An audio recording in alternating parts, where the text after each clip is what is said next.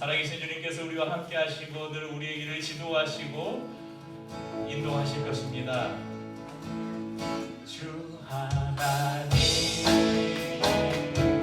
복생자 예수 날 위하여 오시었네. 내 모든 죄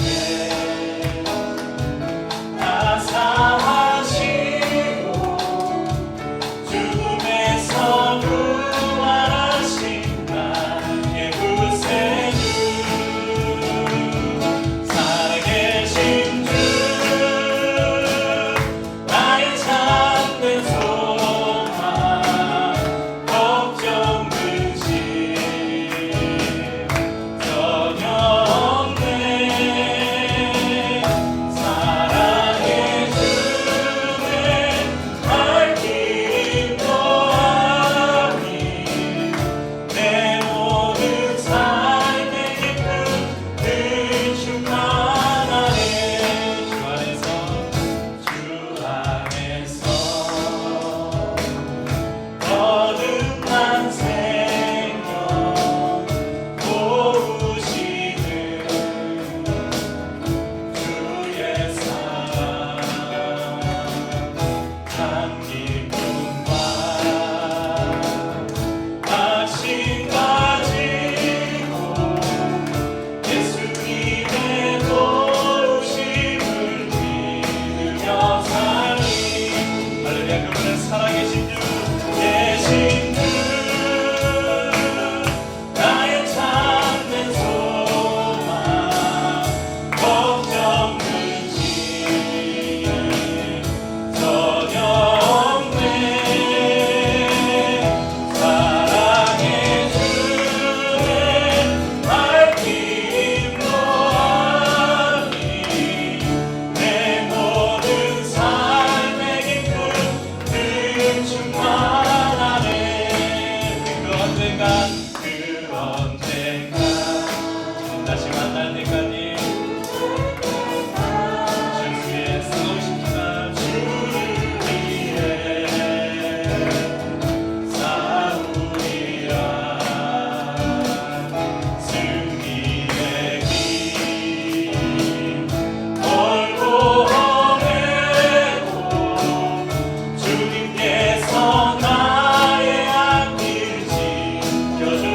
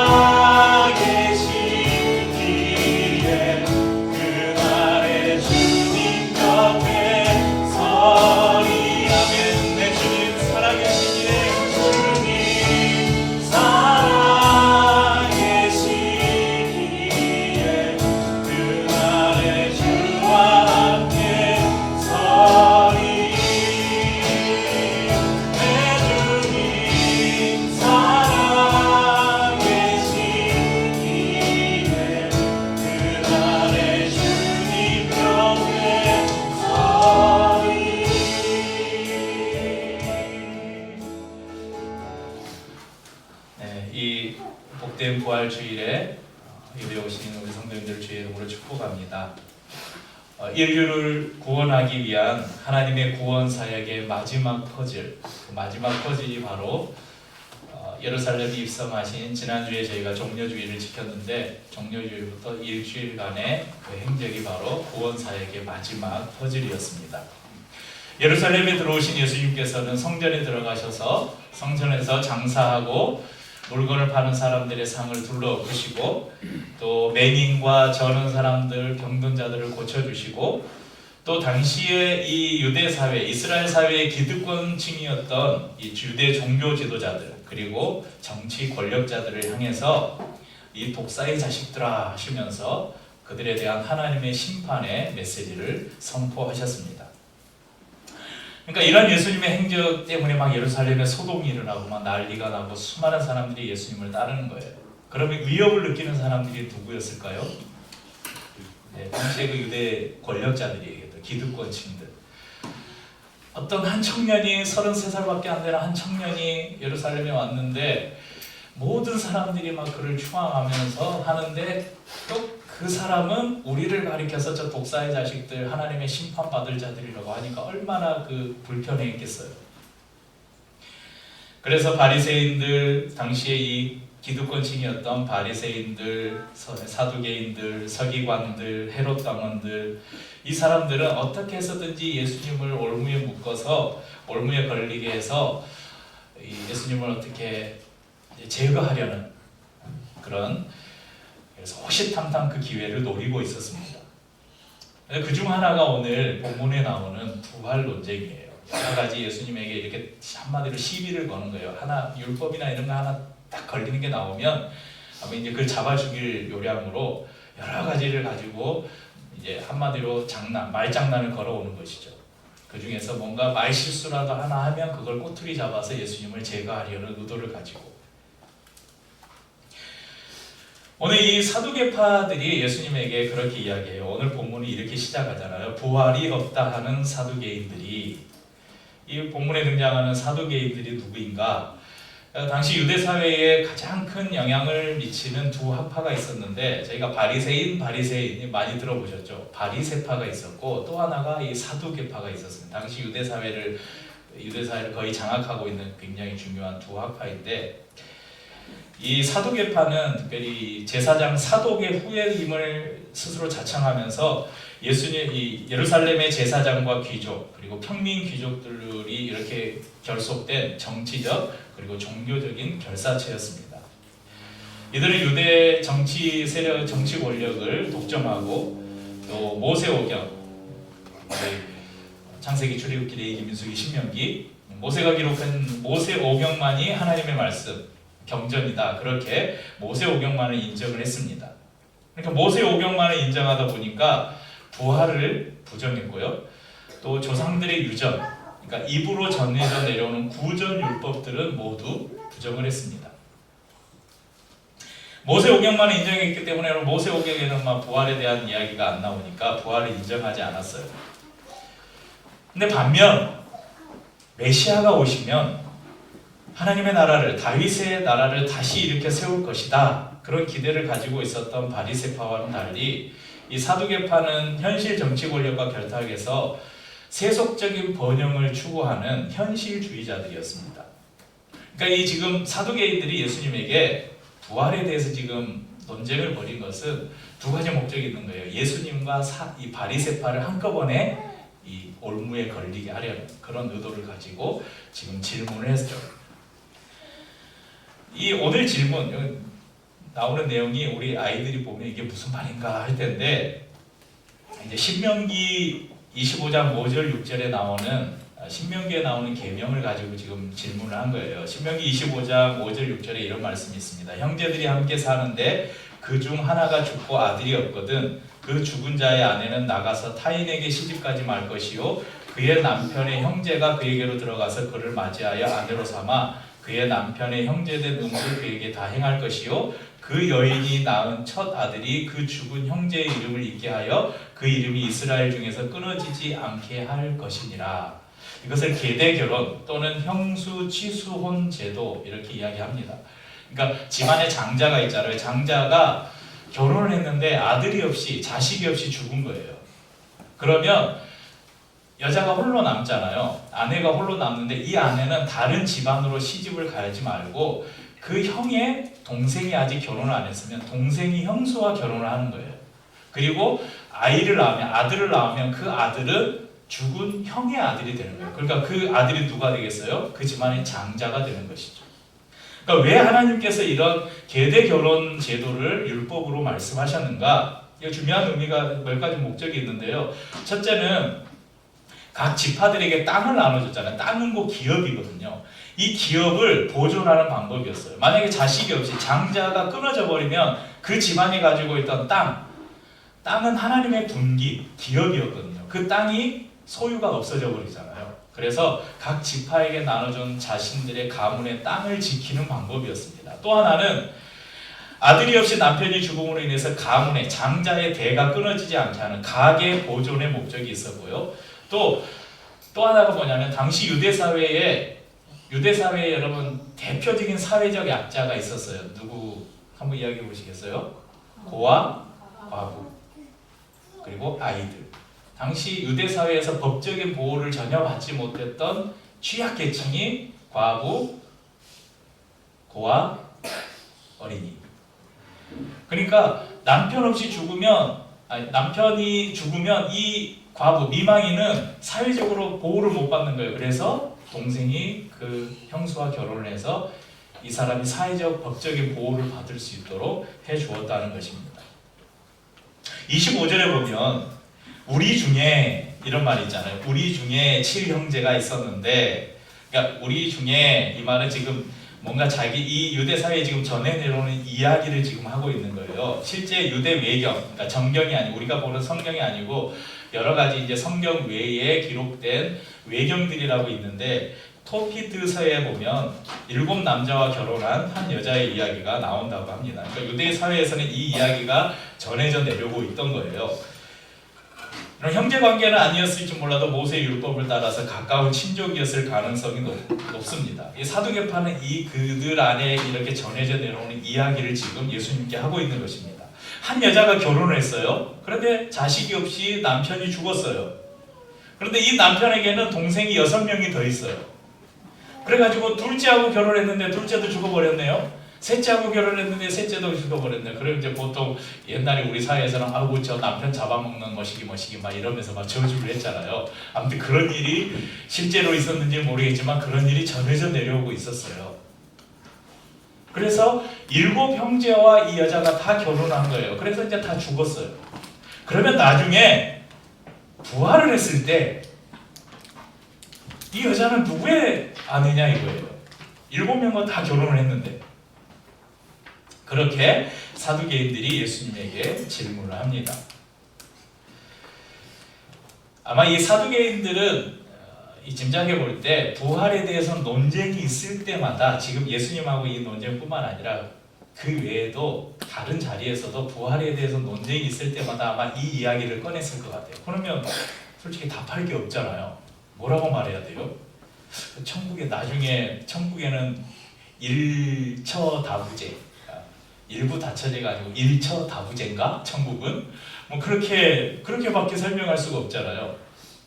그런데 이에 대해서 예수님이 말씀하십니다. 29절에 보면 예수께서 대답하여 이르시되 너희가 성경도 하나님의 능력도 알지 못하는므로 오해하였도다.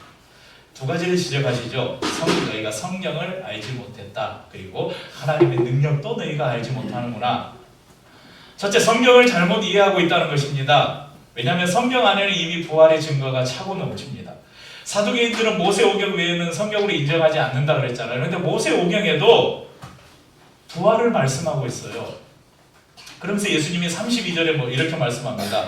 나는 아브라함의 하나님이요 이삭의 하나님이요 야곱의 하나님이로라 하신 것을 읽어보지 못하였느냐? 하나님은 죽은 자의 하나님이 아니요 살아있는 자의 하나님이시니라 하니라. 여러분 성경 모세오경 보면요, 여러분 구약 성경 특별히 모세오경 보면 얼마나 많이 나와요. 나는 아브라함의 하나님이요 야곱의 하나님이요 이삭의 하나님이요 야곱의 하나님이다. 여러분 만약에 이 사람들 아브라함이 죽고 끝나버린 사람이라면 하나님은 나는 아브라함의 하나님이었다. 이삭의 하나님이었다. 그렇게 말해야죠. 근데 지금 현재형으로 말씀하고 계세요. 항상. 이건 뭐예요? 지금 아브라함과 이삭과 야곱이 살아있다는 거예요. 그리스도 안에서 부활할 것이라는 것을 우리에게 증거해 주는 말씀이에요. 예수님은 지금 이 말을 하는 거예요. 아브라함과 이삭과 야곱이 육체적으로는 죽었지만 그들이 죽은 사람이 아니다. 나는 여전히 지금도 그들의 하나님이다. 이렇게 말씀하고 있는 것입니다. 두 번째는 예수님이 말씀하셔요. 하나님의 능력을 너희가 과소평가하지 말아라. 하나님의 능력은 인간의 이해 수준으로 제한할 수 없음을 말씀하십니다.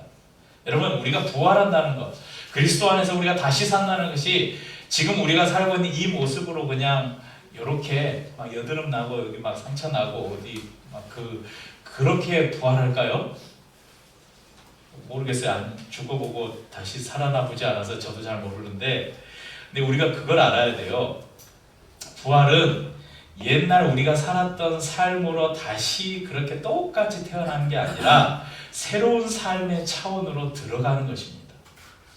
그것을 요한계시록에는 새 하늘과 새 땅이라고 이야기해요. 이걸 한문으로 하면 신천신지, 줄여서 신천지라고 하는데, 요즘에 그 사회적 물의를 일으키고 있는 이만희 신천지가 이 이름을 사용해 버려서, 원래 이 신천지는 교회에서 아주 정말 좋은, 천국에 대한 너무나 좋은 그 단어로 사용되는 말이에요. 근데 막 신천지가 그 이만희가 이걸 사용해가지고 요즘에 교회에서 신천지 하면 막 이상한 눈으로 보잖아요. 그래서 신천지를 또 순우리말로 하면 뭐예요? 새누리. 새누리당 있었잖아요. 신천지예요, 그게. 이게 뭐 모르긴 몰라도 뭔가 이렇게 다 연결되어 있을 거라는 많은 사람들의 합리적 의심이 있습니다. 그럼 아무튼 이 신천지는 굉장히 좋은 거예요. 요한계시록에 그렇게 말씀하고 있거든요. 하나님이 예수 그리스도께서 부활하신 주님께서 이제 다시 오셔서 세상을 심판하시고 그날에 완성될 하나님의 나라는 지금의 형질과 이런 것과 전혀 다른 새로운 하늘과 새 땅이 우리에게로 올 것이다. 이렇게 말씀합니다. 우리가 들려서 어디로 가는 게 아니라 하나님의 나라가 우리 가운데 온다고 말씀하고 계십니다. 그럼 예수님께서는 그것을 말씀하시면서 우리로 어떻게 변화될 것인가 마치 설명할 단어가 없는 거예요. 그래서 그 당시에 예수님의 말씀을 듣고 있던 사람들이 이해할 수 있는 단어가 하나 있었어요. 그게 뭐냐면 천사예요. 천사. 그러니까 당시 유대 사회는 천사 숭배 사상이 있었거든요. 천사는 한마디로 영물, 뭔가 영험한 존재, 그렇게 생각했거든요. 그러니까 너희가 나중에 부활하면 예수님이 말씀하시잖아요. 천사와 같을 것이다. 그러니까 당시 사람들이 우리가 부활하면 어떤 모습이 될까를 제일 잘 설명할 수 있는 단어가 천사밖에 없는 거예요. 마치 천사들처럼 될 것이다. 오늘날도 사두개인들처럼 어떻게 사람이 죽었다가 다시 살아날 수 있나? 부활? 그런 건 있을 수가 없어. 이렇게 말하는 사람들이 있습니다. 그리고 교회를 다니고 예수를 믿는 사람들 중에도 야 진짜 살아날까? 우리가 다시 살까? 이렇게 순간순간 의심이 드는 성도들도 많습니다. 하지만 기독교 신앙에 있어서 부활 신앙을 떼버린다면 껍데기밖에 남지 않을 것입니다. 그래서 기독교는 곧 부활이다. 이렇게 말해도 전혀 지나친 표현이 아닙니다. 부활에 대해서 사도 바울이 고린도 교회에 보내는 편지에서 쓴 이 사도 바울의 기록은 우리에게 부활에 대한 확신과 소망을 심어줍니다. 우리 이 구절 좀 길지만 찾아서 한번 같이 읽어보겠습니다. 고린도전서 15장 12절에서 20절입니다. 고린도전서 15장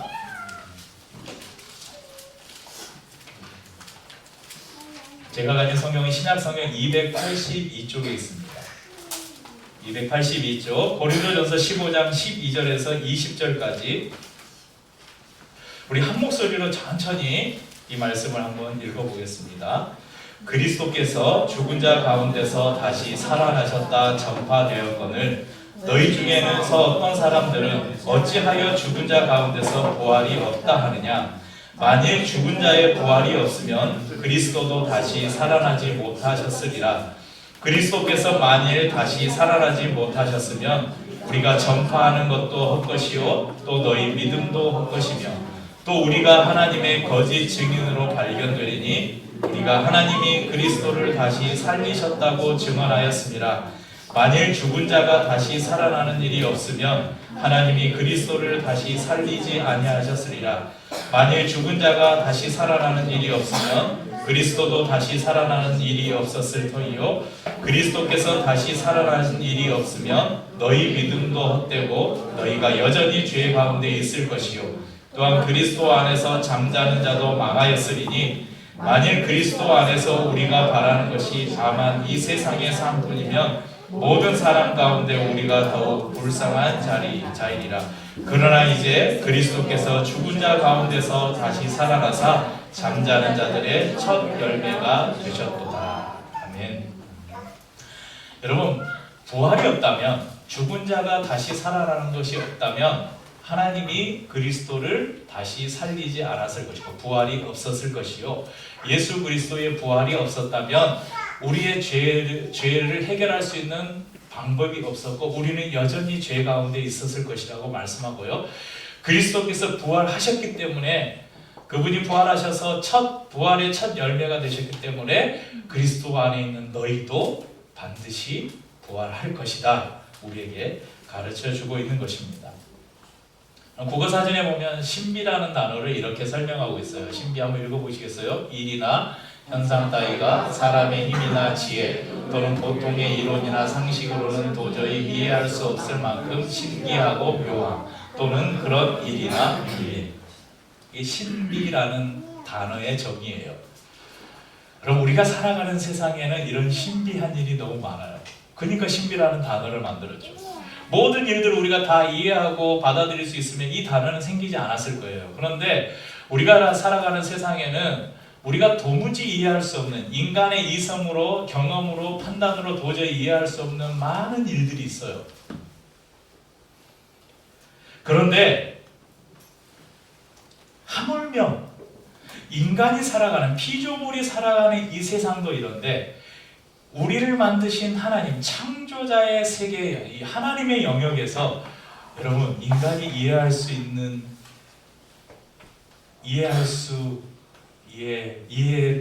일이 많을까요? 이해 안 되는 일이 많을까요? 신비로운 일이 많을까요? 신비롭지 않은 일이 많을까요? 모든 것이 아마 신비가 아닐까. 그래서 여러분 부활을 신비라고 하는 거예요. 우리가 알고 있는 삼위일체 성부, 성자, 성령이 한 분이시래요.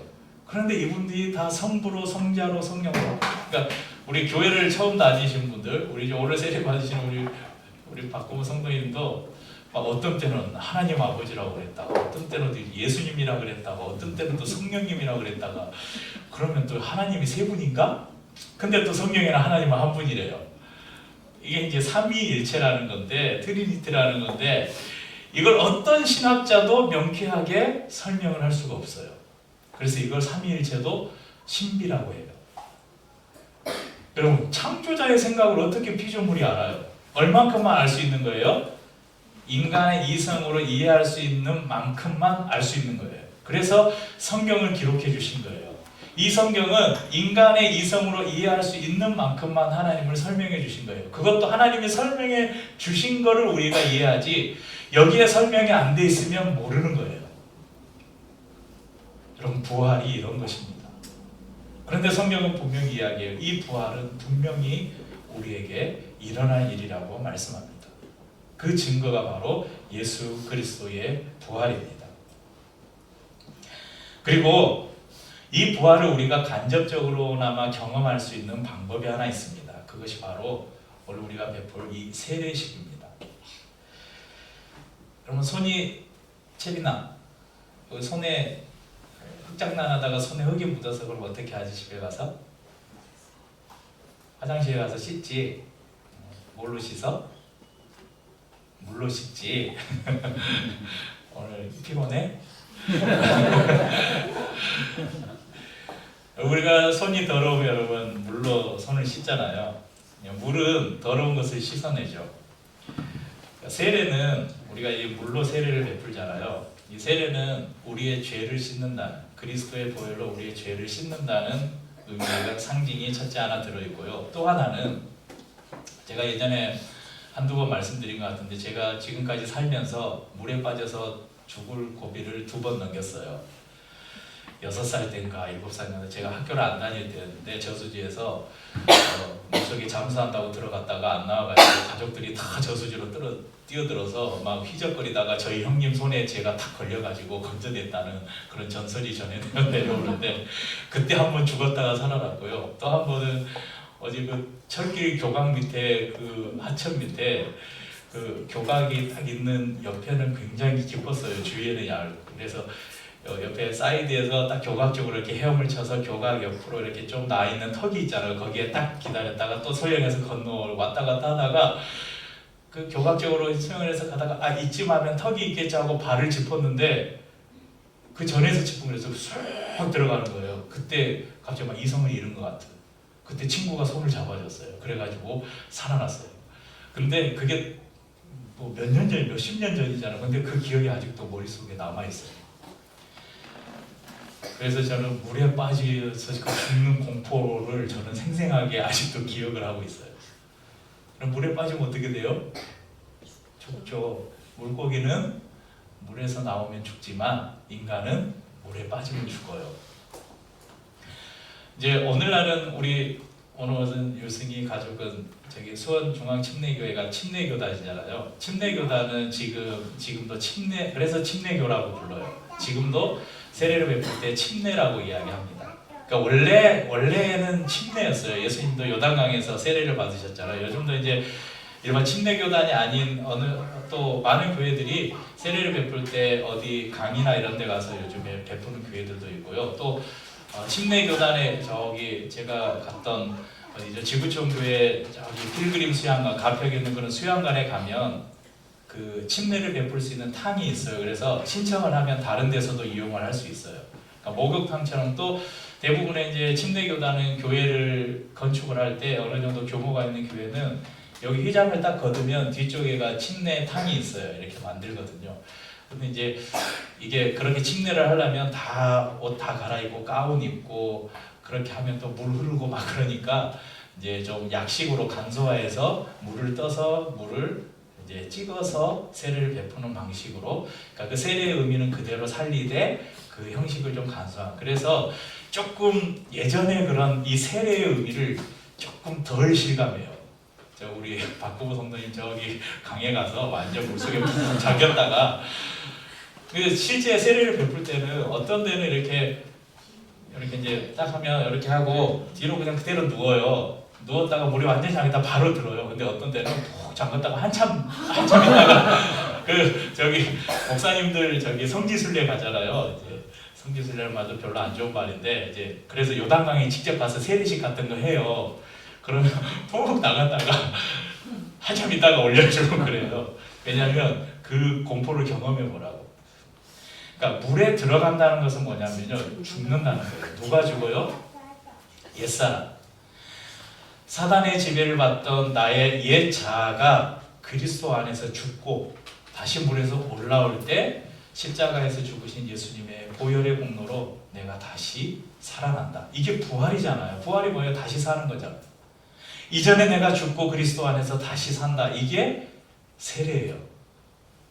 그러니까 우리가 성도들이 나는 옛날에 세례 받았어 끝 아니라 우리가 매번 그리스도 예수를 믿고 이렇게 우리가 세례식을 진행할 때마다 그 세례식에 참여하면서 그것을 느끼는 거예요. 우리가 오늘은 우리 박구분 성도님이 세례를 받지만 그 세례식을 보면서 내가 그리스도 안에서 내가 죽고 그리스도 안에서 내가 다시 살았지. 그래 이것이 부활이지.